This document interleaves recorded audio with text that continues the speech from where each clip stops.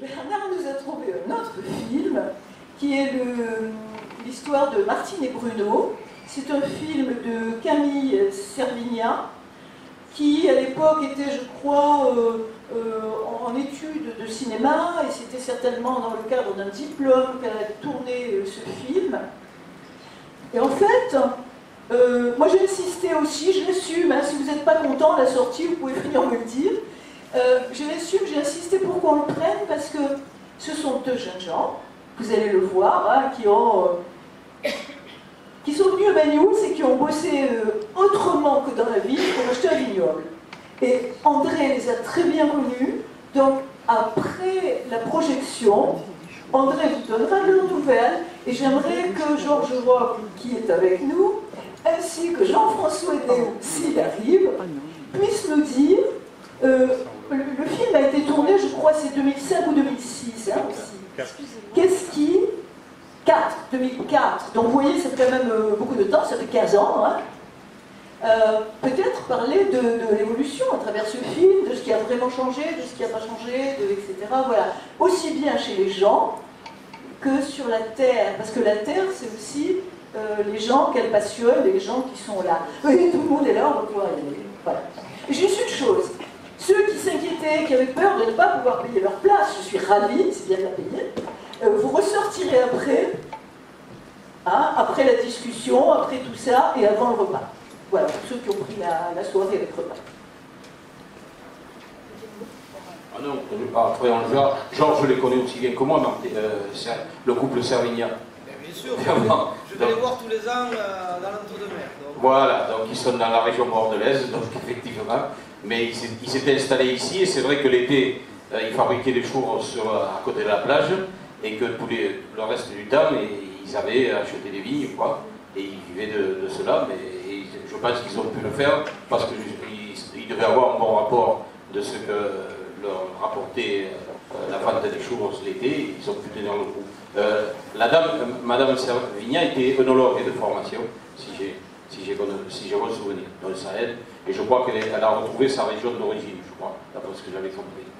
Lui non, mais elle oui, voilà. Donc on en parlera.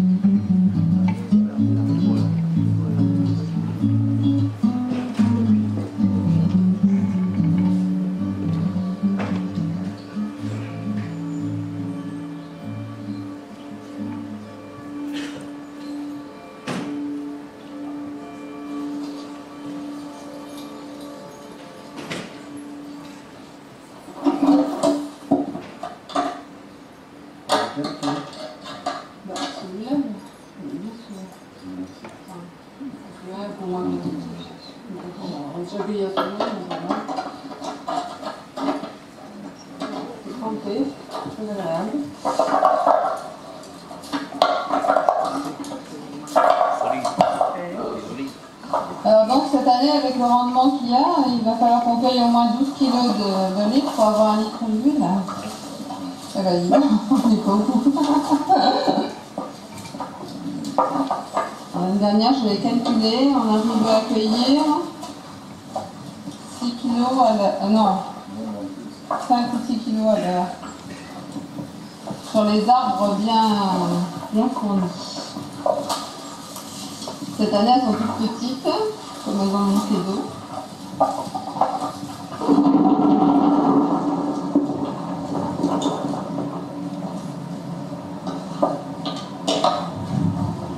Je pense que Bruno et moi, on a vraiment une âme paysanne.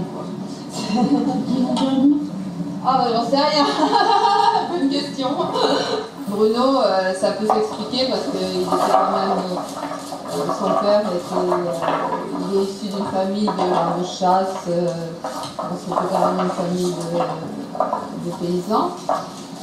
Bon, moi c'est vrai que ça s'explique un peu moins bien parce que j'ai pas vraiment des racines paysannes. C'est très curieux, hein, parce que c'est vrai que j'avais pas du tout le profil à l'époque pour faire ce genre de boulot, hein, parce que quand j'ai annoncé ça à mes parents, voilà, alors, le bois est un peu nécrosé là, c'est pas nécrosé. La nécrose, c'est ce noir que l'on voit à l'intérieur, c'est-à-dire qu'il est un peu abîmé, quoi. Et là c'est pareil, donc je coupe le sec là, voilà, et je laisse, alors là il y a un œil qui est placé à l'intérieur, il y en a un autre là, donc je le coupe ici. Le problème c'est que là ça monte un peu haut, ça me plaît pas trop, donc je le raccourcis un peu, il y aura sincèrement qui sortira. Quand tu es en coopérative, je veux dire, c'est normal, tu l'as pas touché, c'est tout. Non, c'est pas normal. Tu l'as compliqué, c'est un magasin. Oui, mais ça, c'est bon, je le comprends, mais La coopérative a du mal à vendre. tu veux dire, Oui, hein. Il faut que tu fasses, même en coopérative. c'est que ça, une guerre entre les cadres particulières et la carte coopérative. La carte coopérative, la mentalité, c'est de produire du raisin pour faire plus de kilos, donc plus d'argent.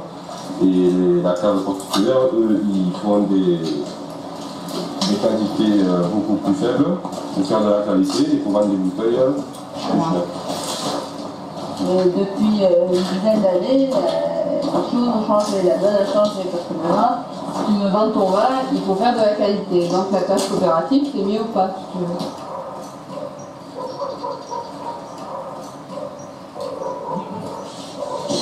Ici, il y a des choses qui sont bien, contrairement à beaucoup d'endroits dans la plaine où, quand une vigne est un peu fatiguée, on enlève tout.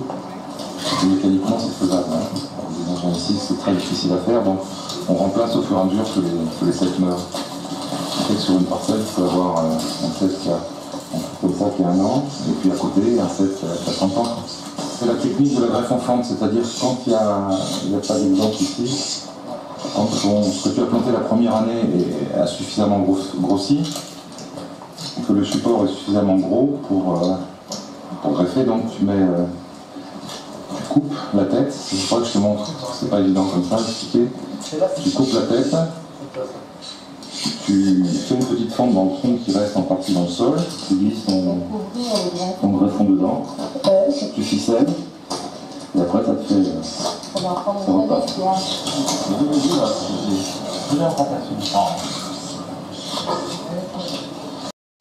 On fait un deuxième à ce niveau-là quand ça agrandit. Et puis là, on est au 3e aujourd'hui. Donc on enlève le lien du bas et on le remet en haut. Comme celui-ci.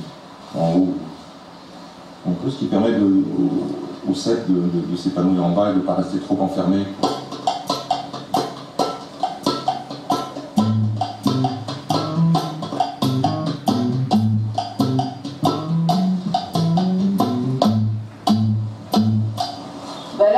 On est en période, on fait les traitements, le poudrage. C'est-à-dire qu'on passe du soufre en poudre. Les jours où il n'y a pas de vent, pour lutter contre un champignon qu'on appelle l'oïdium.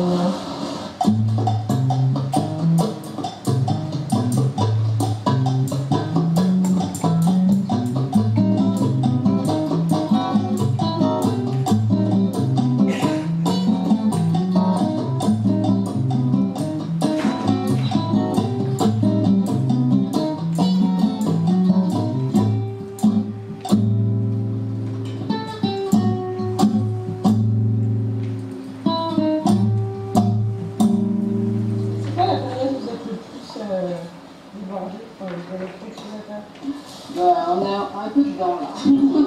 Si le 1er janvier ou 31 décembre. Non, on est un peu dedans là, parce qu'on prépare la saison, même chose. Dans 3 semaines, il faut commencer à préparer le matériel, à faire le point effectivement.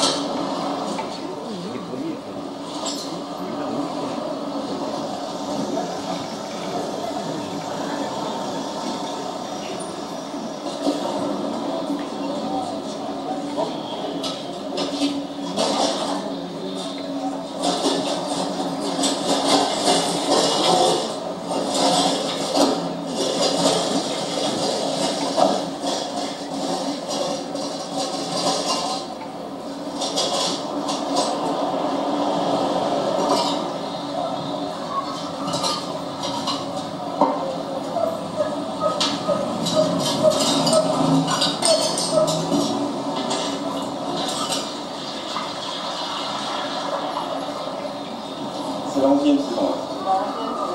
Il y en aura d'autres? Oui. Beaucoup d'autres? Il y aura en fonction des vaisseaux.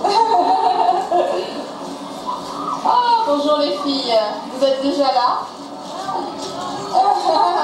Mais c'est pas prêt. Comment on dit là? Ça va? Vraiment cette fille. Non, toi t'es pas gourmande?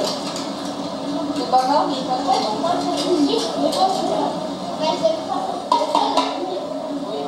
Donc c'est pas des tout en monde. Oui, toi t'as gagné. Ah oui, c'est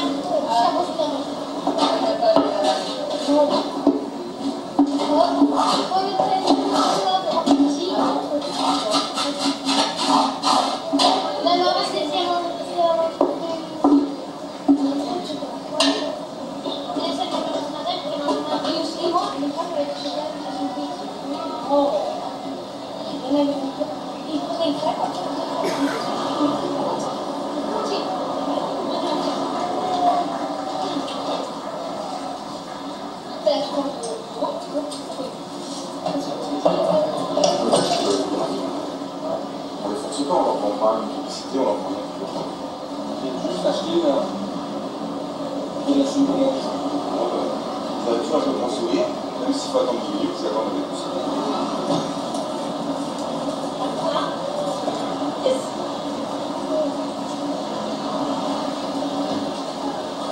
Alors, 10 minutes, et c'est...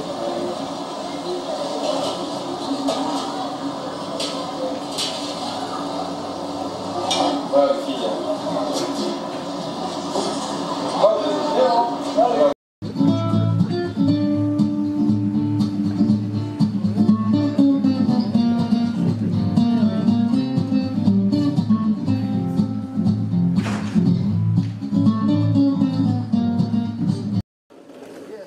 Qui est président du syndicat des vignerons, André Mariotti, qui est président de l'association Fête des Vendanges,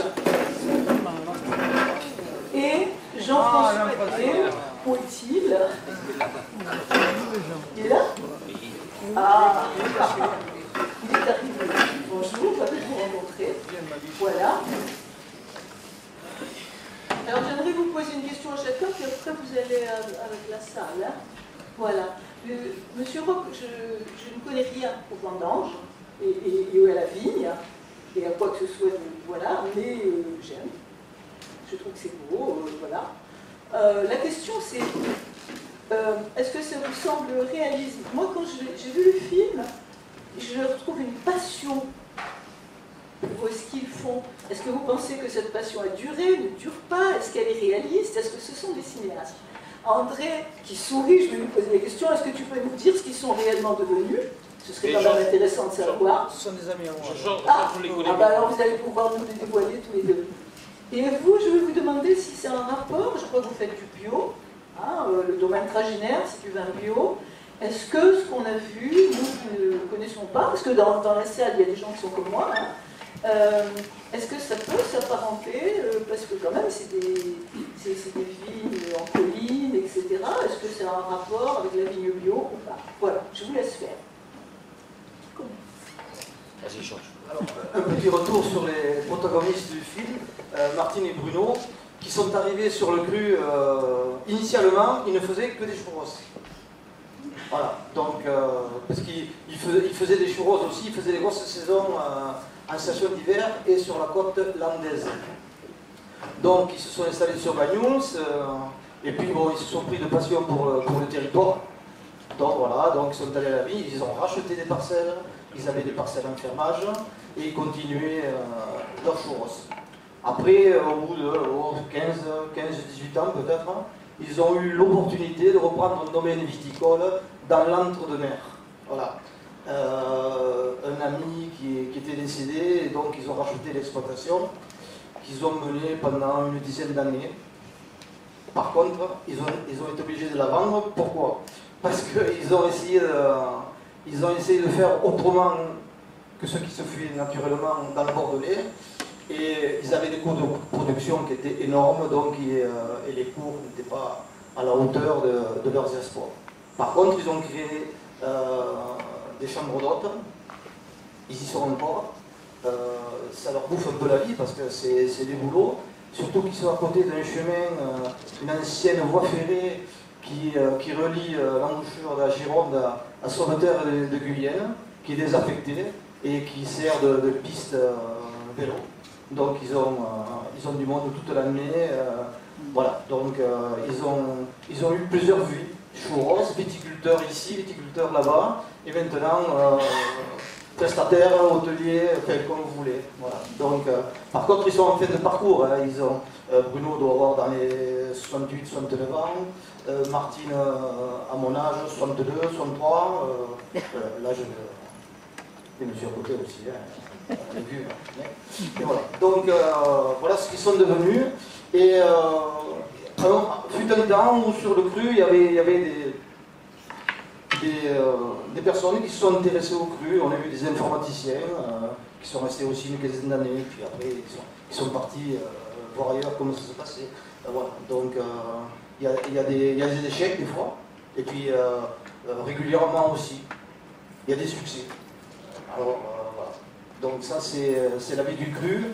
Un point important, elle l'a dit Martine, pour espérer rester vivre de son travail, souvent il est nécessaire d'avoir une double activité.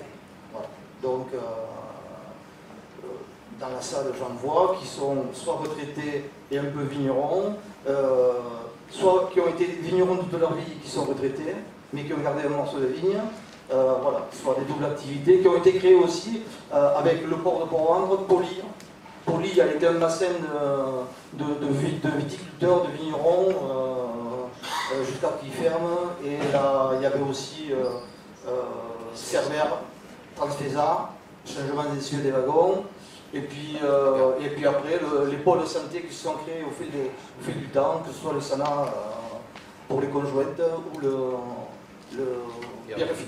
Voilà, donc tout ça, quand même, ça a fortement disparu. Donc, cette roue de secours existe moins ou n'existe plus dans certains cas. Donc ce qui fait que le métier de vigneron ou de viticulteur est quand même un peu plus difficile maintenant qu'il y a 20 ou 25 ans. Voilà.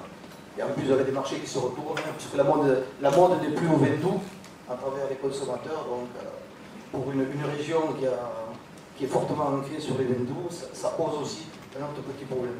Voilà. Mario? Je sais pas. Regarde l'installation. Ils n'ont pas le choix pour l'installation. Moi, je me suis installé, ça a duré. Je me suis installé il y a 40 ans maintenant, un peu plus de 40 ans. Et je continue à investir. C'est jamais fini. On passe sa vie à investir, à acheter des trucs, des machines, des choses. Bref, on ne fait que ça. On ne fait pas autre chose. Et je pense que d'ici une dizaine d'années, il ne restera plus grand chose sur le cru. Voilà, parce que bon, c'est difficilement rentable. On a des conditions de travail très difficiles. On a des rendements très faibles. Et de ce fait, économiquement, c'est difficilement viable. Donc, à terme, tout ça, ça va s'arrêter. Aujourd'hui, bon, la cave coopérative a des gros problèmes. La grande cave a des gros problèmes, l'autre a aussi des problèmes, les caves particulières ont des problèmes, il y en a beaucoup qui survivent, qui sont sur le fil du rasoir depuis des années. La situation se complique de jour en jour, il y a plus de normes, il y a plus de trucs, plus de machines, plus de choses. On doit faire de la traçabilité, on doit faire tout un tas de trucs, on passe notre vie à faire des papiers, de la paperasse, des trucs qui servent à rien, dont on n'a aucune utilité. Qu'on ne faisait pas avant on ne faisait rien du tout. À une époque, les douanes, quand on met de l'alcool dans le vin douce. Il y a 30 ans, quand on recevait un fût d'alcool, on ne pouvait pas l'ouvrir. On ne l'ouvrait que lorsqu'il y avait un douanier à côté de nous pour mettre l'alcool dans le vin. Du jour au lendemain, ils ont dit bon allez c'est fini tout ça, maintenant plus de douaniers, maintenant on fait ce qu'on veut. Il n'y a plus personne, on reçoit de l'alcool, 200, 500, 600 litres, ils ne nous surveillent plus.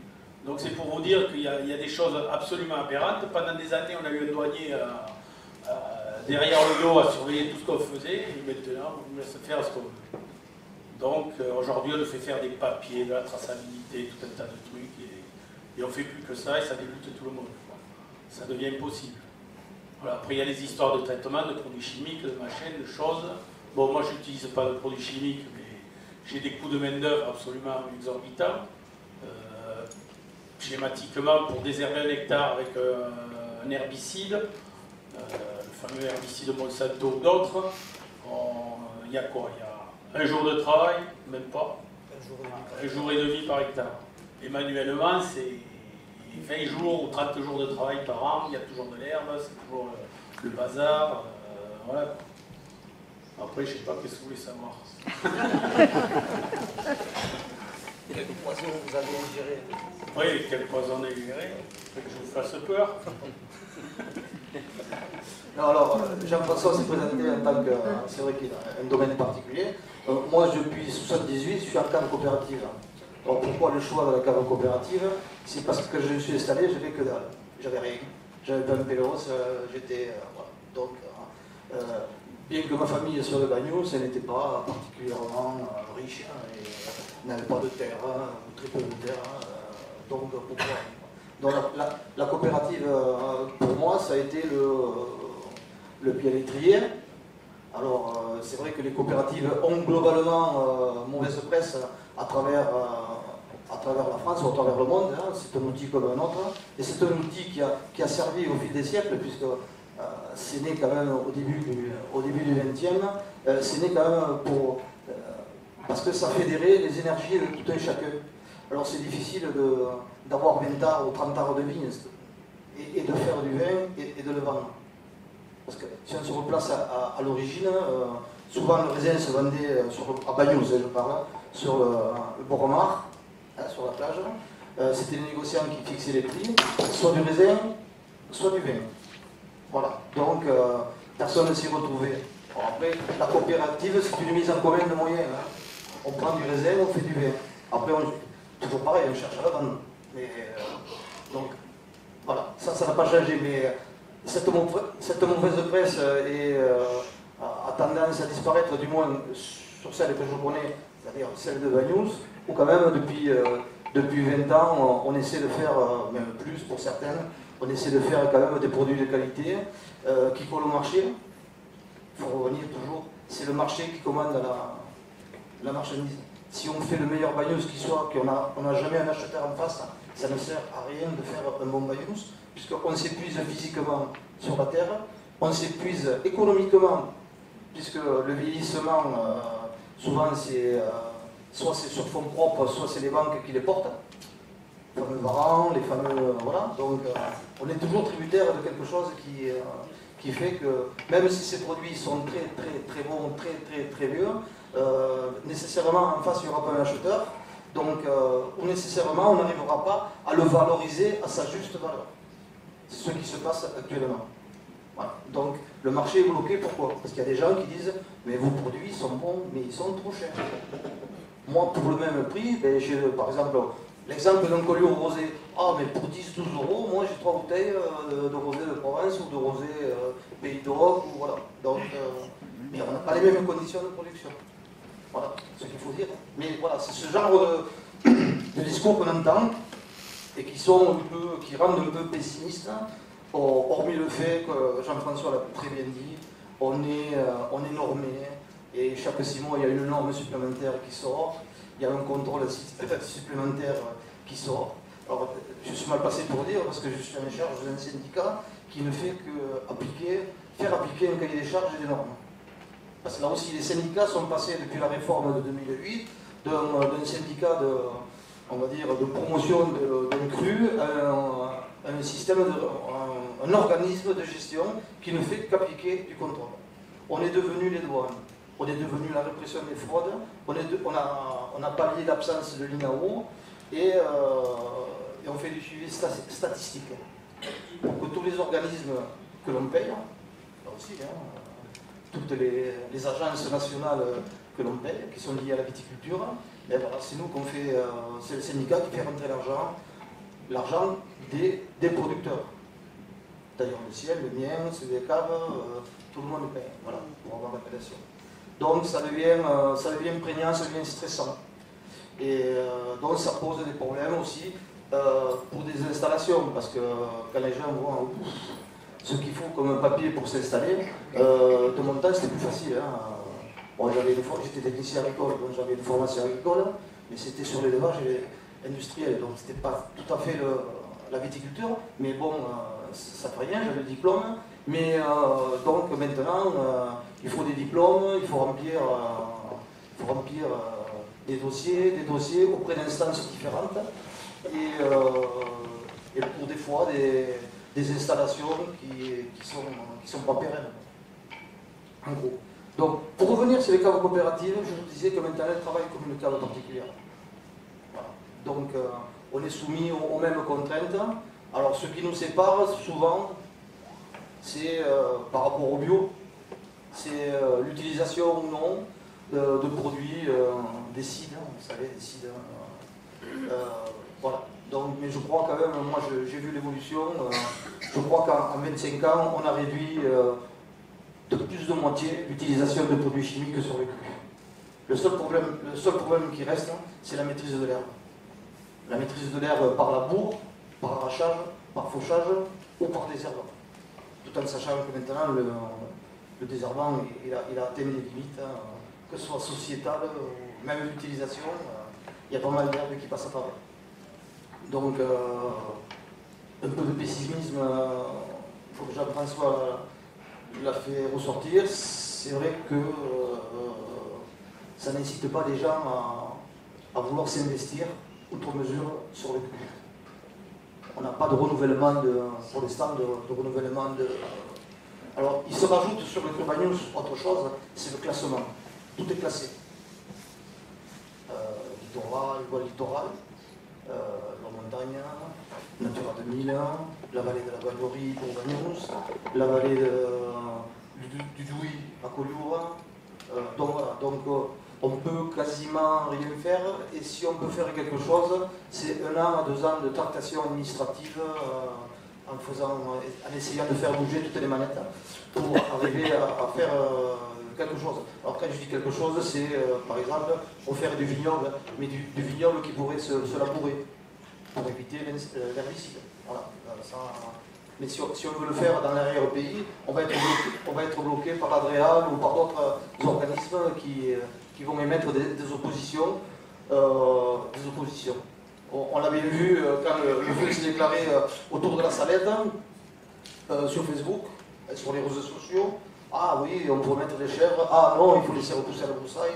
Ah oui, enfin, plein d'idées fumeuses qui sortent de l'esprit de gens qui n'ont jamais mis les pieds dans une vigne, qui ne savent pas comment ça marche, et qui souvent ne connaissent pas l'histoire ou l'historique du lieu précité. Avant, la Salette, c'était en haut des vignes. Donc, il n'y avait que des vignes. Après, il y a eu les chênes lièges. Après, il y a eu des pins. Voilà. Et ce qui a fait coupe-feu pendant l'incendie, c'est les vignes. Voilà. Mais c'est les vignes bien entretenues. Parce que celle qui était en bordure était mal entretenue, elle a brûlé comme le reste. Voilà. Donc, ben oui, on est devant des cas qui font que c'est comme ça. Donc voilà. Mario, tu veux. Après, il faut qu'il pose des questions. Oui, moi je suis un peu atypique parce que bon, ma vie ça a été d'abord une vie de prof. J'ai toujours eu 1 hectare de terre et à un moment donné j'en ai eu 3 ou 4 que j'ai gardés, mais qui ont vieilli comme moi. Et donc je suis toujours en cave coopérative et donc j'ai mené de pair souvent la vie de prof et la vie de vigneron. Voilà. Après, je suis, comme l'ont dit Jean-François et Georges, plus que pessimiste sur l'avenir du cru, parce qu'effectivement, j'ai des vignes un peu partout, parce qu'on est quand même un pays de mitage, donc on a souvent de toutes petites parcelles, des 20 arts, des 30 arts. Pour moi, j'en ai une seule qui a un peu plus d'1 hectare.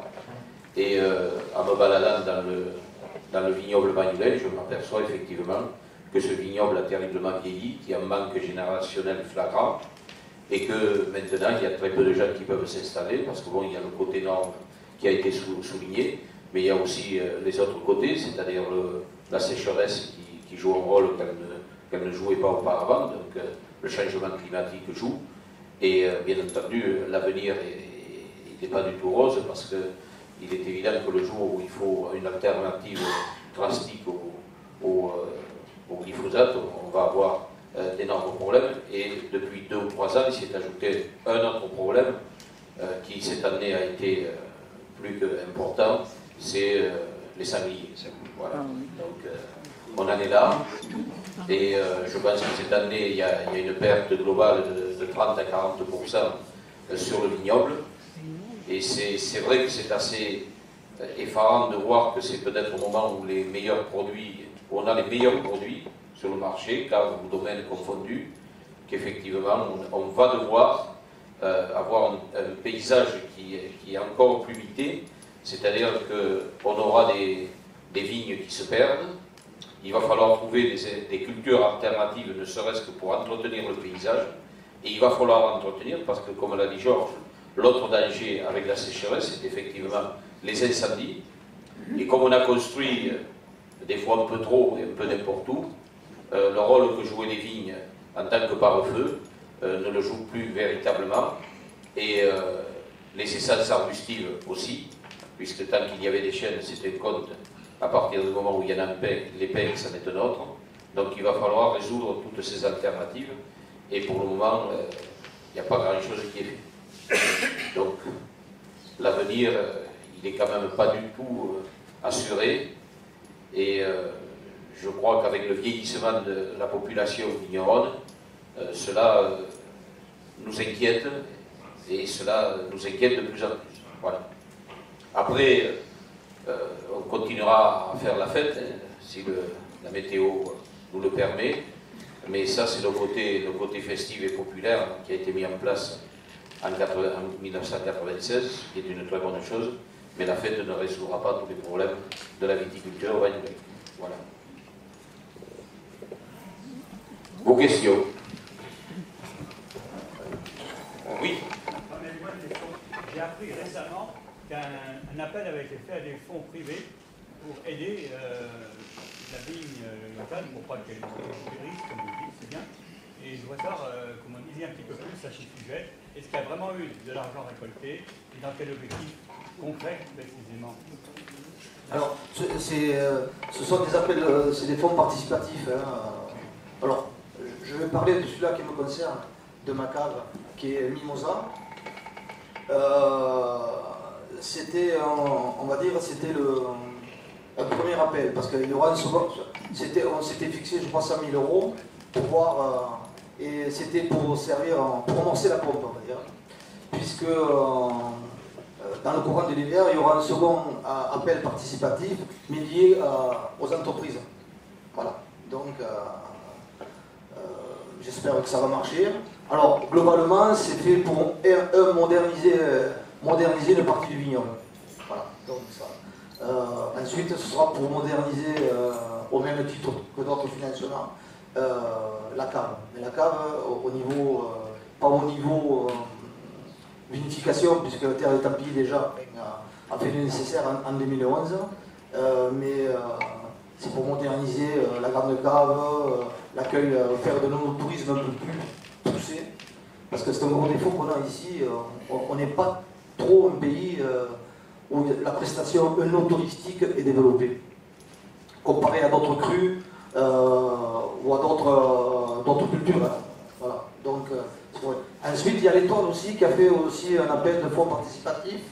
Alors lui, c'est pour souvent c'est pour piquer les vignes du JCV et faire en sorte qu'il ait des raisins dans sa cave. Bon, ça c'est un raccourci, mais bon, non, mais c'est pareil, c'est pour faire du foncier pour pouvoir assurer la pérennité de l'entreprise. Parce qu'à minimum, il faut quand même récolter des raisins pour assurer au moins les frais fixes de l'entreprise. Alors, que ce soit domaine privé, cave coopérative, on est tous lotis pareil. Hein. Si on rentre très peu de raisins, on ne va pas diluer les frais fixes de l'entreprise, on ne pourra pas les diluer. Donc, deux solutions. Soit on fait appel à la banque. Depuis quelques années, les banques, au niveau trésorerie des entreprises, c'est pas ça, qu'elles soient grosses ou petites. ou alors il faut rentrer du raisin. On nettoie la cette option, voilà. Donc, alors les dominicains non, parce que paradoxalement c'est la coopérative qui se porte le mieux des trois coopératives du cru. Il faut dire quand même qu'ils sont un lieu d'implantation quand même qui vaut de l'or, c'est-à-dire c'est Collioure et centre-ville, donc là je crois qu'ils vendent 80% ou 70% de leur production en direct. Voilà. Chose intéressante aussi, c'est que globalement 80% de nos produits sont vendus en direct, que ce soit in situ ou très peu passent par des négociants. Il y a toujours un reliquat qui passe par une négoce, mais c'est vraiment très peu. Alors, je vais rajouter un mot, moi. Genre, moyenne d'âge des vignerons des dominicains. 70. 70 ans. C'est la coopérative qui marche le mieux. Moyenne d'âge du GICB, vigneron du GICB. Allez, va, je te dirais 65. Bon, mais c'est l'avenir tout ça, hein, avec tout ça, on va aller loin. Regarde comme il se porte bien. Si tu as juste l'étoile, l'étoile, c'est la même musique. Donc voilà, ça vous donne une idée de la situation de la chose. Il n'y a que des vieux, et quand les vieux arrêtent, eh bien, les jeunes ils se mettent pas dans des histoires comme ça, c'est pareil. Et la vigne se perd. Et la vigne se perd. Donc... Après, on a des contre-exemples, il y a René là, 89. Mais il va plus à la vie. Ah si, il va surveiller quand même ce que font les ouvriers. Non, mais le danger, c'est qu'on risque de devenir un vignoble résiduel. On ne serait pas le seul, parce que quand on regarde, quand on se balade un peu dans le paysage français, on s'aperçoit qu'il y en a des vignobles résiduels, c'est-à-dire quand vous allez je ne sais pas, pour ne pas aller trop loin, dans le vignoble de Madiran, par exemple, ou dans les vignobles, une partie des vignobles du sud-ouest, on a des vignobles résiduels, on a des parties où on a plutôt de l'élevage, on a une sorte de polyculture, et de temps en temps, on voit des vignes. Donc, l'embêtant pour nous, c'est que ça va être difficile, s'il n'y a pas la vigne, d'y mettre autre chose. C'est-à-dire qu'on ne pourra pas vivre forcément de l'olivier, on ne pourra pas vivre de l'amandier ou des choses comme ça.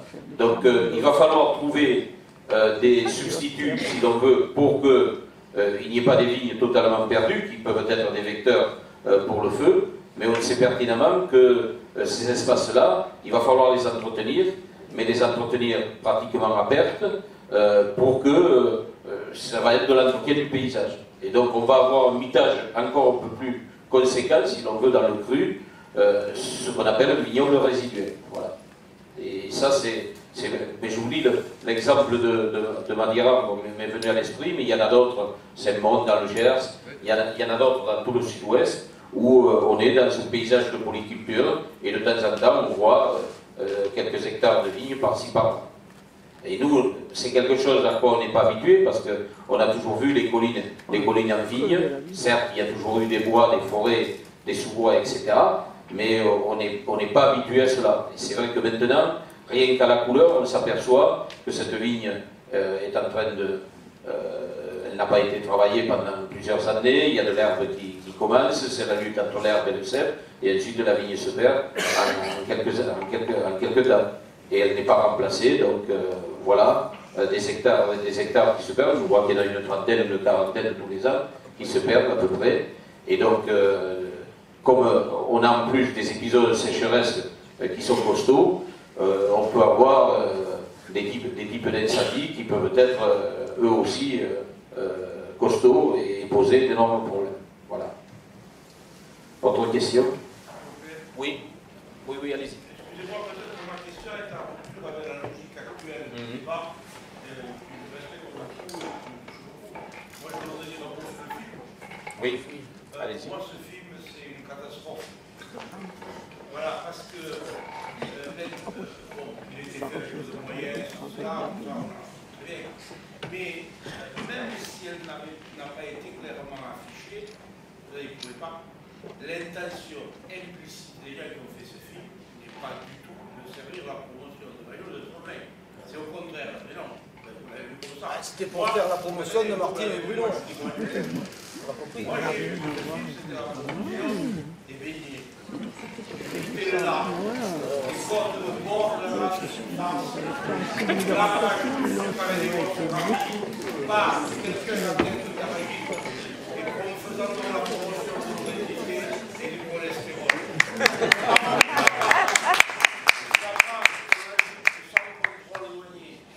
De l'alcool dans le sommeil, scandale. Douanier sans frontières doit être une association.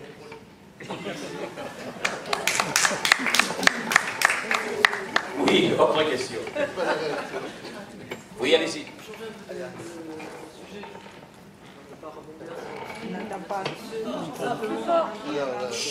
Je traduirai, c'est pas un problème. Oui, allez-y. Vu de l'extérieur, c'est-à-dire de gens comme moi qui ne sont pas tous les jours dans les vignes, bien loin s'en fout, encore que, on a l'impression aussi qu'il y a non seulement des domaines qui marchent bien, mais on a l'impression qu'il est arrivé toute une population avec des vins nature qui ont l'air de bien fonctionner sur Bagnols. Donc, je voulais savoir, vous, comment vous ressentez ça? Est-ce que vous vous sentez envahi? Est-ce que vous vous sentez challengé? Ça serait très très bien. Ou est-ce que vous pensez? Oui, c'est on va dire, bon, c'est eux qui répondront. C'est on va dire, entre guillemets, l'intrusion des vins de nature dans le paysage de la viticulture bagnolaise. Mais en fait, c'est une arrivée dans quelque chose qui existait. Voilà. C'est pour ça que je dis intrusion. Un bio va vous répondre. Moi, je vous répondrai. Alors, ce qu'il faut dire déjà, les vins de nature, c'est bien. On est censé ne pas utiliser de produits, de rien mettre dans le vin. Ça reste à prouver. Après, les vins de nature, ils vivent sur l'acquis. Ils arrivent, ils prennent des vignes qui ont 50, 60 ans, ils font du vin avec ça. Donc, ils vivent sur le dos de ceux qui ont fait avant. Si eux, ils devaient planter des vignes, si tous ces gens aujourd'hui devaient planter des vignes, ils seraient tous morts de faim. Ça, c'est clair. Voilà, déjà, il y a ça. Il y a ce premier problème. Et après, je ne pense pas qu'ils vont sauver le cru. Hein. Ça m'étonnerait. J'ai des doutes. Après, c'est vrai qu'ils ont une certaine dynamique, mais c'est pas viable. Ils ont tous des exploitations qui ont un demi-hectare, 1 hectare, 2 hectares. On ne peut pas vivre avec ça. Mathématiquement, on ne peut pas vivre. Avec 1 hectare, on fait 4000 kg de raisin quand on a des vignes en bon état. Quand on a des vignes bio, on en fait la moitié. Et quand on a des vignes nature, on en fait un tiers. Un tiers de 4000 kg, ça fait 1300 et quelques. 1300 et quelques, ça fait 1000 bouteilles. 1000 bouteilles, à combien il faut les vendre pour arriver à vivre? Si vous avez 3 hectares et vous faites 3000 bouteilles, à combien doit-on vendre les 3000 bouteilles? C'est mathématique. Hein. Il n'y a pas nature, pas nature. 3000 bouteilles, à combien on les vend pour tirer un revenu de ça? Sachant qu'il faut payer au moins 6 000 € de MSA par an. Bon, eux, ils ne la payent pas parce qu'ils sont tous en dessous du seuil où on doit cotiser. Ces gens-là, ils ne cotisent pas pour la retraite, ils cotisent pour pas grand-chose. Rien du tout. Ils ne cotisent pas. Ils sont hors système. Ils sont en dessous de la surface minimum. Donc, ils ont une cotisation dite de solidarité. Et voilà, quoi. Ils ne cotisent pas pour la retraite. Ils ont des trucs qui ne sont pas viables. Oui, ils font beaucoup de... Ça parle beaucoup, ça fait beaucoup de choses. Ils vendent du vin. C'est un peu comme les taxis Uber. C'est le même genre de truc. Il y a des gens qui, à terme, ils crèvent de faim parce qu'ils n'arrivent pas à vivre. Uber, comment il vit? Qui c'est qui vit dans les taxis Uber? C'est pas le gars qui travaille. C'est la maison Uber. Oui. Là, je ne suis pas du tout d'accord. Ah, c'est un peu ça, quoi. Je ne parle pas d'analyse économique, on ne va pas comparer Uber et les vins nature. Non, on ne va pas comparer, mais... C'est pas dans les mains du grand capital, c'est quand même un peu ce qu'il y a. D'accord. Mais quelqu'un qui a 3 hectares, qui fait 3000 bouteilles, il ne peut pas vivre. J'en pense pas. Ce que je voulais juste suggérer, c'est que peut-être les vins nature apporteraient, ou apportent à Bagnols, c'est peut-être une autre manière de saisir le marché lui-même.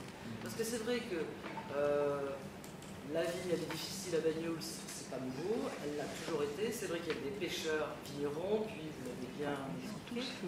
On a eu l'impression d'une embellie à un moment donné. Moi, ce qui me semble toujours un peu difficile à Bagnols, c'est d'inclure la culture du vin à tous les niveaux, sans préciser, mais c'est vrai que quelquefois on se dit, mais on demande un Bagnols dans un bar, tout simplement, je ne dirais aucun, ils sont tous pareils face à ce niveau-là. Bon, on me sert de Bagnols dans des verres à Ricard. Alors, évidemment qu'on ne va pas, je ne vais pas monter au credo, mais c'est des choses comme ça. Quand je parle du marché, c'est un peu aussi voir que le vin, c'est une bouteille, c'est un verre, c'est une culture, et pourtant vous l'apportez très très bien. Et moi je trouve que ce qu'apportent peut-être les vins nature, c'est cette manière de saisir un marché qui est local, mais qui n'est pas que local. Peut-être aussi rapporter le goût un peu plus de raisin. Bon, on est passé effectivement de beaucoup de Bagnols, vins du naturel, à l'analyse à un moment donné qu'il fallait ajouter des vins tranquilles. C'est une première évolution. Moi je soutiens complètement, je pense que tu le sais, on se connaît depuis longtemps. Bio, ça va assez bien que la Bagnols. Je trouve que l'ennemi à Bagnols, c'est pas le vin nature, si je peux me permettre. Ah non, c'est pas l'ennemi. L'ennemi à Bagnols, effectivement, c'est des vins verts, c'est-à-dire des gens qui, je suis d'accord avec toi, mettent des rosés à 9 balles les 5 bouteilles. Là, oui, là, il y a de l'ennemi. Bon, après, il faut faire attention qu'il y a des choses à Bagnols, de ne pas trop laisser arriver la bière, il faut être prudent avec ces choses-là, parce que nous, on y est là tous les jours. Mais il y a plein de gens qui passent et qui ne comprennent pas. Dans un pays où il y a de si belles vignes, de si bons vins, on laisse arriver la bière systématiquement sur la plage à chaque fois qu'il y a une fiesta, peut-être pas la fête des vendanges. C'est hérétique quelque part. Voilà. Bon, j'ai pas de leçon à donner, mais je trouve que s'il y a un problème au-delà des 100 000, je suis d'accord. Du peu de rendement, je suis d'accord, mais ça me paraît assez classique à Bagnols. Peut-être que ce qui n'évolue pas ici, quand on voit la Provence, quand on voit plein d'autres régions, c'est finalement le prix du Bagnols, le prix du Cognac, le prix du verre de vin, et de le justifier et de ne pas caler là-dessus. Et c'est peut-être ce que les vins nature apportent. C'est vrai que quelquefois ça arrache de voir des bouteilles à 25 €, et quand on y réfléchit 3 minutes, on se dit, mais c'est pas cher payé, il y a du boulot, c'est pas... Oui, mais le consommateur, il s'en fout du boulot. Le consommateur, il achète une bouteille de vin, il a 10 € dans la poche, et voilà, il ne va pas mettre 15, alors qu'il peut trouver un vin à peu près aussi bon à 10. Je voudrais ressaisir, et Arne me donne l'enchaînement parfait. Tout à l'heure, Georges Roch disait, à Collioure, ils sont super bien placés, et la clientèle de Collioure fait travailler presque la carte des dominicains. Moi, il y a une chose qui me choque. Je n'ai pas de vigne à Bagnols, mais j'ai toujours été sensibilisée. Quand on va au bistrot, et moi j'ai beaucoup de gens qui viennent me voir de partout, et qui demandent un Bagnols, on vous le sert dans un verre, pas à Ricard, mais pas loin. Et quand vous demandez qu'est-ce que c'est comme Bagnols, on vous répond Bagnols. Et l'autre jour, quelqu'un a demandé un Bagnols ambré, et le garçon lui a répondu ah non, j'ai que du GICB.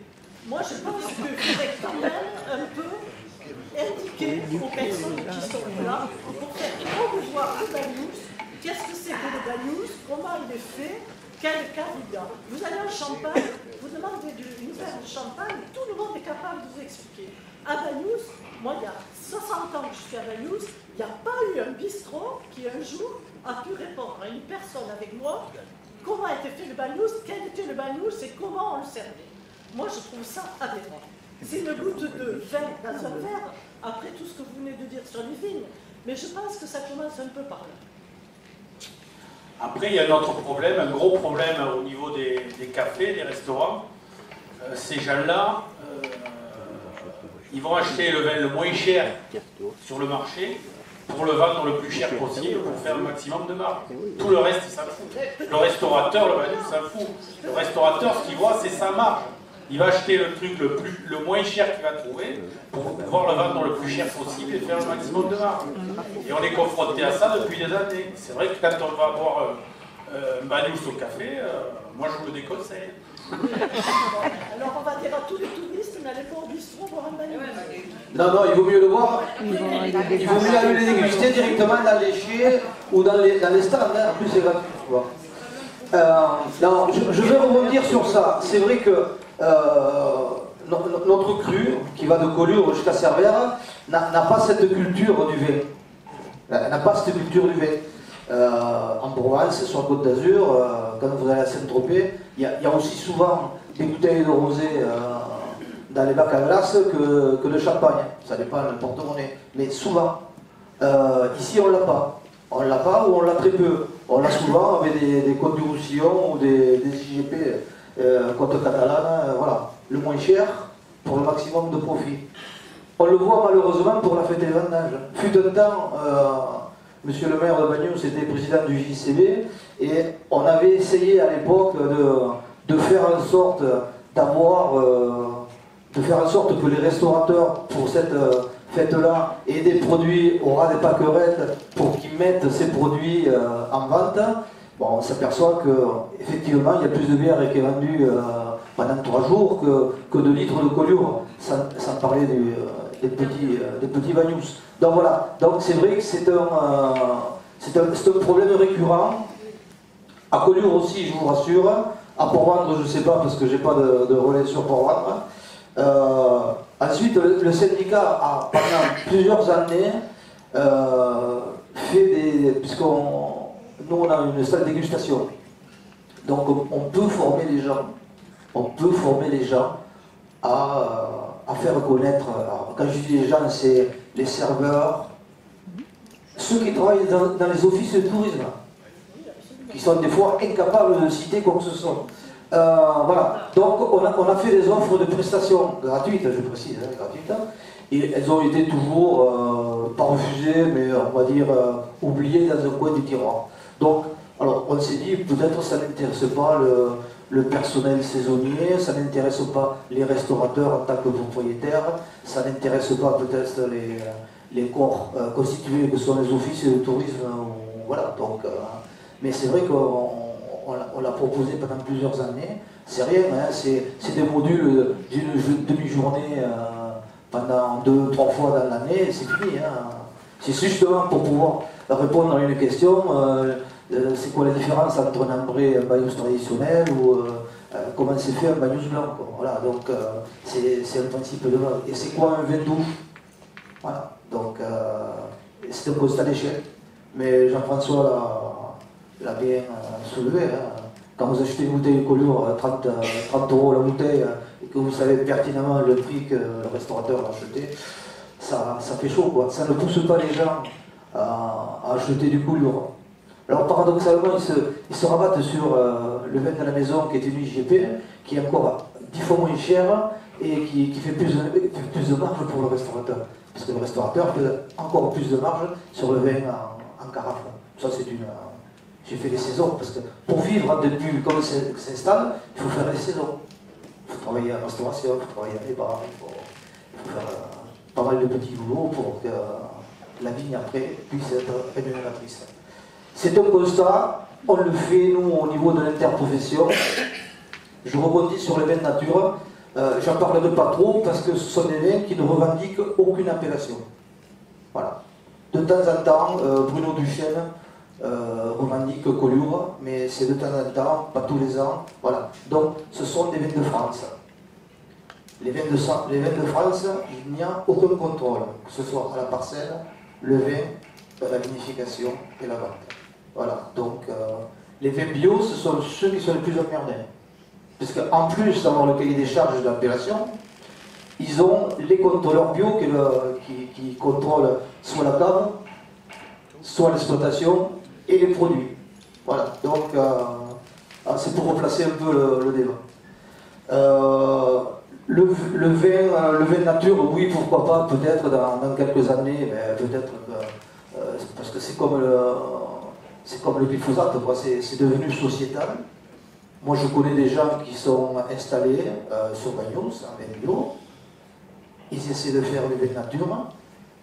Ils ont compris que le fait de replanter peut-être à Bagnols, c'était pas une bonne option. Donc, ils s'implantent sur le piémont des Alvéas, où les parcelles peuvent se labourer, où il peut y avoir une maîtrise de l'herbe plus importante. Voilà, donc ils sont devenus un peu plus, peut-être, un peu plus sérieux. Donc, alors on nous dit, mais avant, comment ils faisaient? Avant, c'est vrai, avant, il y a 50 ans, il y avait des arbres déjà. Alors, avant, comment on faisait? La vigne était un travail de forçat, pour ceux qui y allaient. Et donc, le sol se travaillait à la main. Hein? Cavée, Magenquet, qu'est-ce que t'as dit hein? Là-bas, Magenquet. Ouais, et des Sfunza. Hein? Voilà, deux, trois fois par an, il y a un travail. Bon, et souvent, c'était la main-d'œuvre familiale. Donc, tout ça, ça a disparu. Maintenant, si vous voulez faire travailler le sol, si vous avez la chance d'avoir des parcelles qui ont toujours été travaillées et qui peuvent se labourer, le mulet, le cheval, le motoculteur. Mais il faut savoir que 98% du vignoble est non mécanisable. Voilà. Donc, c'est le constat, c'est la base. Le projet, toutes les tentatives qui sont faites par le syndicat que je représente, c'est de mettre en exergue les difficultés de ce cru et de faire en sorte de poser la question crue aux politiques du département, de la région. Et le dernier en date que j'ai vu, c'était le préfet Biche qui est en charge, qui mène une mission ministérielle sur les produits phytosanitaires. Est-ce que vous voulez un vignoble sur le cru, sur la côte? Si oui, quels moyens vous comptez mettre en face pour qu'à terme on puisse conserver la moitié de ce vignoble? Voilà. Alors les moyens en face, c'est des moyens qui existent, qui sont distribués partout ailleurs en France en viticulture, et ici on reçoit des miettes. Donc voilà. Donc tout le monde me répond oui. Bon, c'est un petit oui hypocrite, je sais bien. Mais donc l'objectif, c'est de préserver au moins la moitié du vignoble d'ici 10-15 ans. Et d'avoir les moyens en sorte, oui, si on veut réintroduire le labour dans les vignes, il faut refaire les vignes. Ici, quand on refait une vigne, c'est pour une vigne en pente, moins de 30% de pente. Si on veut pouvoir la labourer, c'est 40 000. L'investissement, c'est 40 000 € par hectare. Partout ailleurs en France, là où c'est facile, c'est 4, 5, 6 000 € par hectare. Vous voyez, avant que ça rapporte, il va falloir quand même passer 5 ou 6 ans. Donc, on ne pourra pas le faire partout. Et il faudra quand même du capital. Et que ce soit les caves particulières, que ce soit les caves coopératives, n'ont aucun moyen, même si les fonds participatifs vont aider, ça sera toujours en limite. Voilà. Donc si on n'a pas une aide forte de l'État, mais elles existent déjà ces aides, mais elles ne sont pas valorisées, à juste titre. Je ne crois pas que pour la 40e fête des vendanges, tu seras plus attends. Donc on ne sait pas s'il restera encore beaucoup de vignobles. En fait, sachez qu'on œuvre pour qu'il y ait encore des vignes et pendant longtemps pour qu'au moins perdure la fête, elle ne tombe pas en désuétude, et puis permettre aussi d'avoir un paysage. Alors ce paysage, peut-être que ce ne sera pas le même qu'il y a actuellement ou qu'il y avait il y a 100 ans. Mais toujours, je dis, il y a 100 ans, on se baladait avec, personne n'avait des autos, tout le monde c'était le vélo, enfin c'était un vélo archaïque. Maintenant c'est l'avion et les voitures. Donc il va falloir qu'on se mette en tête aussi qu'il va y avoir certainement, je dis, c'est pas sûr, une évolution dans le paysage.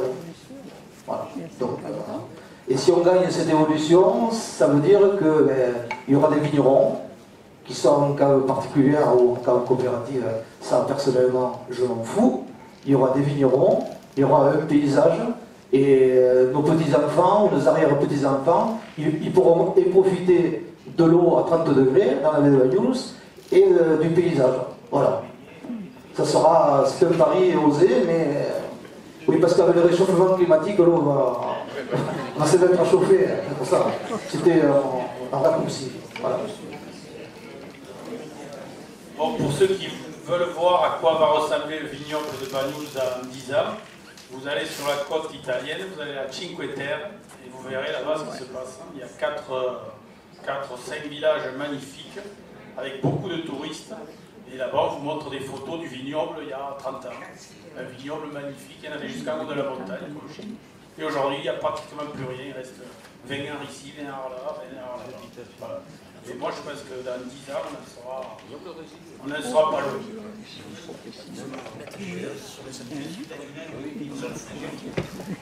Oui. Oui. Oui. Je passais par Bayous.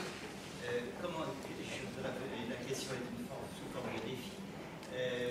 Comment s'explique-t-il que jusqu'à il y a 10 ans, je ne connaissais pas le Bayous, je ne connaissais pas le Collioure. Il a fallu que je m'installe ici pour imaginer ce que c'était. Et je me demande s'il n'y a pas quelque part, je ne sais pas, je vous respecte énormément, mais est-ce qu'il n'y a pas un manque d'ambition pour la notoriété à faire passer? Ce que vous dites est vrai. Il y a un manque de notoriété flagrant, d'accord, dont on est tous très certainement responsables, parce qu'on a loupé un certain nombre de passages obligés qu'on n'a pas pris, d'accord. Mais je pense qu'à l'heure actuelle, si on veut, on est dans une période, moi j'ai parlé tout à l'heure de vignoble résiduel. Si vous avez entendu les deux propos, ça allait dans le même sens. C'est-à-dire qu'on va avoir ce que vous expliquez qu'il y a de l'autre côté de la frontière, d'accord, où il y a un parcellaire qui est occupé partiellement par la vigne et globalement par tout à fait autre chose, élevage ou autre. Donc on va vers cela. Donc on va avoir un changement de paysage qui sera important. Mais pour que cela puisse se faire, rien que pour cela, il va falloir des moyens. Parce qu'effectivement, on a un autre problème qui est le remplacement, ça a été dit par Jean-François, avec la moyenne d'âge des vignerons, des caves, des trois caves, on a un manque générationnel qui est flagrant. Et nous ne sommes pas attractifs pour les jeunes, compte tenu du fait que les vignes ne sont pas rentables. Donc à minima, si c'est une couple, il faut qu'un des deux travaille ailleurs, pendant que l'autre va à la vigne, quelquefois partiellement, il a un boulot, et il va à la vigne partiellement. Donc ça ne va pas se faire comme cela.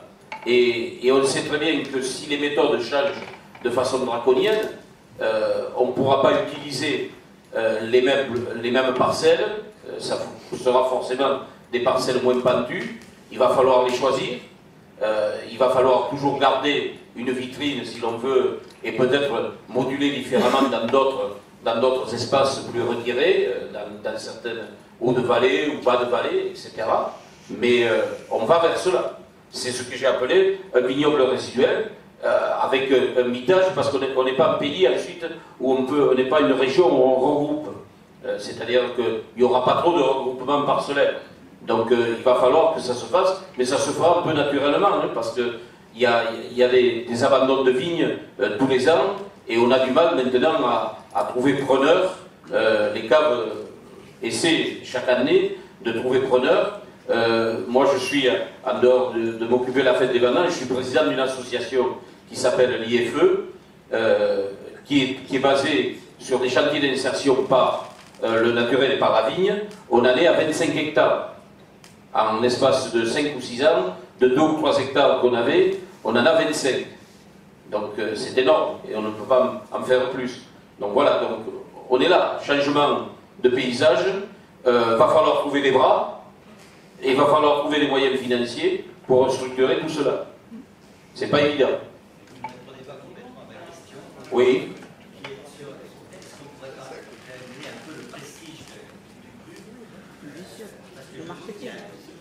La notoriété est ridicule. Excusez-moi le mot, parce que je le ressens comme ça. Maintenant que j'habite ici et que je vois comment vous travaillez, je trouve qu'il n'y a pas de proportion entre la qualité du travail et le prestige. Alors, la notoriété est quelque chose qui s'acquiert au fil des décennies, pas des ans. Donc, on a loupé le coche il y a 20 ou 30 ans, et puis impossible de le rattraper. Alors, une fois j'avais une discussion avec Gérard Bertrand, vous savez, le chantre des vins du Languedoc et du Roussillon, puisqu'il va partout dans le monde, on voit ses bouteilles partout. Et ce que je ne comprends pas, c'est qu'avec le nombre que vous êtes dans les caves coopératives, il n'y a pas autant d'ambassadeurs, il n'y a pas autant d'ambassadeurs que ça. Parce que c'est à vous de vendre votre vin. C'est une image. Et c'est à vous à être le porteur de notoriété. Moi aussi, ça me fait râler quand je vois la fête des vendanges, plus de bouteilles de pastis et de whisky sur les tables à l'apéritif sur la plage que nécessairement des bouteilles de Bayous ou de coulure, ou de vin, allez, je ne suis pas sectaire, de vin en général. Voilà. Donc c'est ce problème de notoriété, mais c'est un problème aussi qui vient du peu de considération de ceux qui le font, hein, petits producteurs ou gros producteurs, par rapport à leurs produits. C'est une mise en avant qui est nécessaire en permanence, mais c'est une mise en avant qui est nécessaire en permanence. C'est pas que la fête des vendanges à Bagnols. Voilà. Donc après il y a des aberrations qui sont des fois dans la politique. Collioure et grand site d'Occitanie. Mais que Collioure. Alors je me suis un peu attrapé avec un conseiller régional, M. Esclopé, pour ne pas le citer, il me dit non, ça englobe le Vignoble. Je lui dis non, c'est la ville de Collioure pour son patrimoine architectural et ses peintres qui a été classé grand site au niveau de la région d'Occitanie. C'est pas le Vignoble, Donc ça.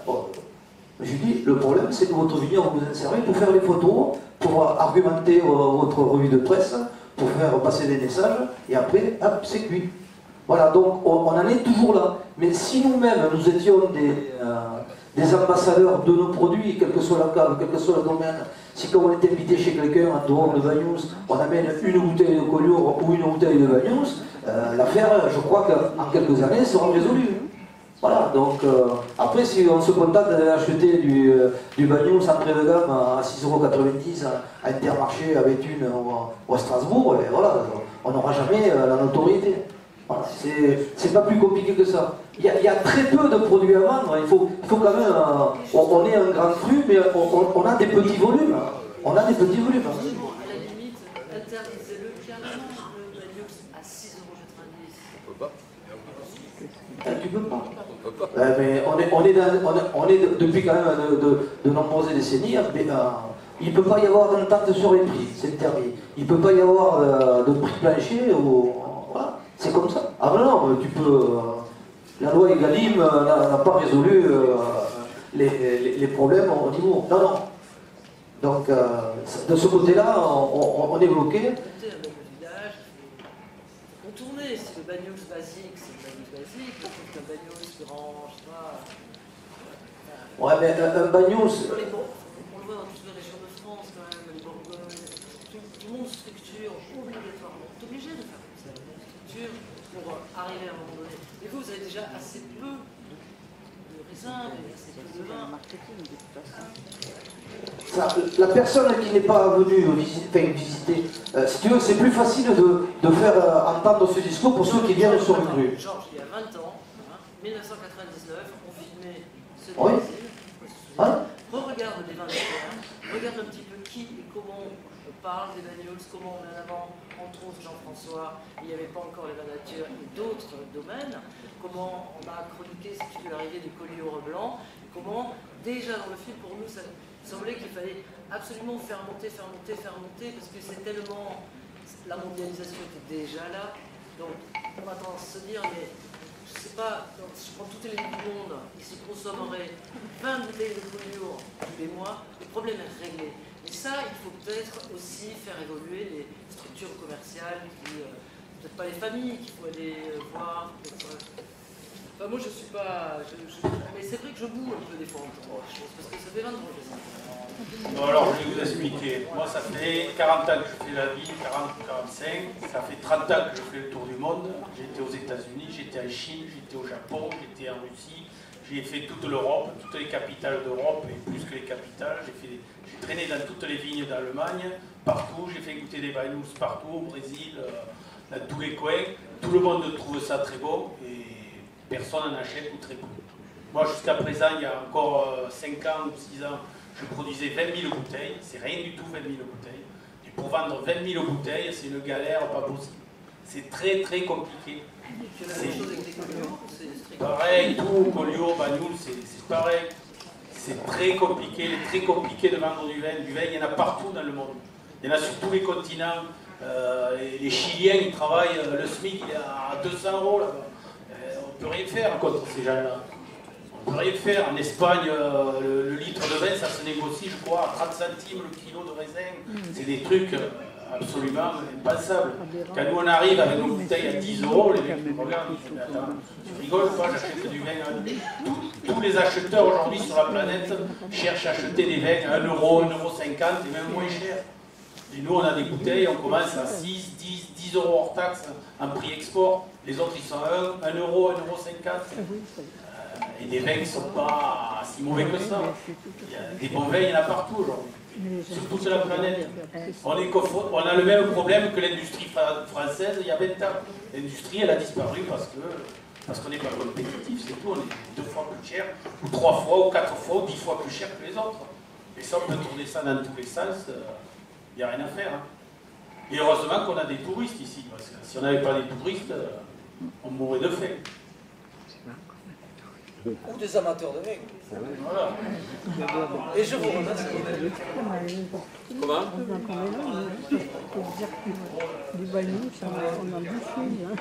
Et des terroirs, il y en a partout dans le monde. Un pays comme la Chine, c'est combien de fois la France? Là-bas, il y a forcément des endroits qui sont aussi bons que nous, que les nôtres, et peut-être même meilleurs. Bon, il faut les trouver. Ils n'ont pas la tradition, ils n'ont pas ci, ils n'ont pas ça. Ils n'ont pas le savoir-faire, c'est vite fait. Ils prennent un œnologue en France, ils l'amènent là-bas, ils lui filent 5 000 €, et le mec il leur explique tout. C'est ce qui s'est passé avec l'industrie. Ils n'avaient pas le savoir-faire, tous ces gens. C'est nous qui leur avons donné, ils nous l'ont acheté. Et le savoir-faire dans le vin, c'est pareil.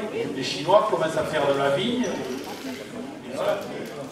Les bagnoles, s'il vous plaît, les bagnoles bon marché sont fabriqués où? Et comment? Parce qu'on trouve des bagnoles à 4 et 5 € la bouteille. Quand tu vas dans un supermarché, c'est ce que tu disais tout à l'heure, mais ils sont fabriqués où ceux-là? Ici, à Bagnols. Oui, mais qui est-ce qui fabrique ça? Il y a des négociants qui existent sur la place, des courtiers et des négociants. Oui. Et il a récupéré par exemple un marché Leclerc. Il a fait un marché avec une plateforme Leclerc dans le nord-est de la France, ou dans le nord, ou en Bretagne, ou Intermarché, où il y a 3 plateformes en France. Donc, mais des fois, c'est sectorisé par région. Et après, ils recherchent les produits. Ils recherchent les produits. Après, vous avez des gens qui ont besoin de trésorerie, que ce soit une cave particulière ou une cave coopérative. Donc, alors, c'est toujours pareil. C'est 200 hectos d'un côté et maximum 500 globalement. Il fait un coup, il achète, il filtre, ou il ne filtre pas, il met en bouteille et il vend ça à la plateforme. Donc, alors déjà, pour un vin d'eau naturel, quand vous avez un prix de vente, il faut enlever 25%. 20% de TVA et 5% de droits sur les alcools. Donc, vous avez à peu près le prix de vente qui peut se permettre. Après, si celui-là qui a fait ce coup, il vend de la limonade, de la bière et autre chose à côté, le Bagnous, pour lui, c'est l'élément qui lui a permis de rentrer dans la plateforme. Voilà. Donc, et donc vous trouverez, tant qu'il y aura des stocks de Bagnous, tant qu'il y aura des gens qui auront des problèmes financiers sur le cru, eh bien vous trouverez des Bagnous à 5 €, 6 € la bouteille, ou 7 € la bouteille. Et même moins cher que 5 €. Hein. Vous trouvez. Si, mais vous trouvez. Mais, voilà. On a une question encore? Ouais. Oui, le problème, j'en ai fait les frais. Hein, parce que j'ai fait 41 ans à la ville de Toulouse et à chaque occasion j'ai essayé de promouvoir le Bagnous. Déjà, pour mettre une affiche Bagnous sur le fond, là, devant les bouteilles de Bagnous, il a fallu que je la paye. Parce que le syndicat initiative a refusé de me la donner gratuitement. Ça, c'est une autre chose. Le gros problème, c'est que dans le supermarché de Toulouse, on vendait des bouteilles de Bagnous avec nos bouteilles, notre étiquette, il n'y avait que le capuchon qui changeait. Au lieu d'être noir, il était doré. Moins cher que le prix coopérateur que moi je pouvais avoir. Parce que j'ai acheté pas mal de quantité à l'époque. Hein, et j'ai des copains qui m'ont traité de voleur d'ailleurs à l'époque. J'ai porté ces bouteilles que j'ai achetées à Toulouse, je les ai amenées à la cave coopérative pour qu'ils analysent. Le gars il m'a dit, je t'avertis, s'il y a moins de 30%, plus de 30% de Bagnous, je ne peux rien dire. Il a fait les analyses et effectivement il y avait 31% de Bagnous. Je trouve ça honteux qu'on vende dans nos bouteilles, avec notre étiquette, du Bagnous qui a été coupé avec du vin, je ne sais pas d'où. Ça c'est dégueulasse ça. Moi ça je trouve ça dégueulasse. Et bien sûr il est moins cher. Il est moins cher. Alors évidemment quand ils viennent à Bagnous les gars, les Toulousains quand ils venaient à Bagnous, ils allaient à la cave coopérative, ils me disaient mais je préfère l'acheter là-bas parce qu'il est moins cher. Ou alors ils achetaient autre chose moins cher vraiment. Et c'est ça, c'est avec des petits trucs comme ça que... Et au niveau de la promotion, avec le comité des fêtes des années, on avait mis des chalets devant la plage, avec la patinoire. On a fait le tour, parce que pour promouvoir le Bagnous, on avait dit, on mettra un chalet avec un producteur tous les jours. On a fait le tour de tous les producteurs. Il y en a eu 4 ou 5 qui ont répondu. Les autres, ils n'ont même pas répondu. Je trouve ça vraiment minable. Parce qu'on essaye de faire la promotion de nos producteurs et de nos caves, et ils ne daignent même pas nous donner une réponse. Il y avait Caco, par là, vous le direz d'ailleurs. C'est anormal, quoi. Juste une question à poser. Oui. Il y a une 60aine de personnes ici qui espèrent manger. Et nous ne sommes que 4 à finir de préparer. Est-ce que je peux vous demander, cher public, je suis ravie de ce qui s'est passé. Messieurs, merci. Non, de continuer en off de l'autre côté, en même temps que certains prennent leur place, etc., pour que nous puissions mettre en œuvre pour la suite. D'accord, d'accord. Allez, merci Michel. Moi je tiens à remercier Georges et Jean-François qui se sont prêtés au jeu.